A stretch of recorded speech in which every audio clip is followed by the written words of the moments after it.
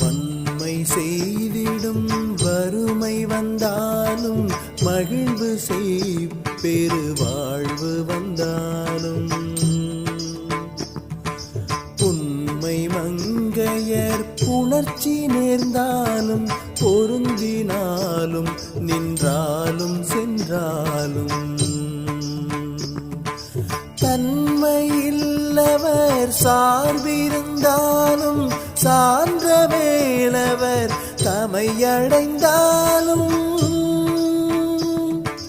நன்மை என்பன யாவையும் அளிக்கும் நம சிவாயத்தை நான் மறவேனே.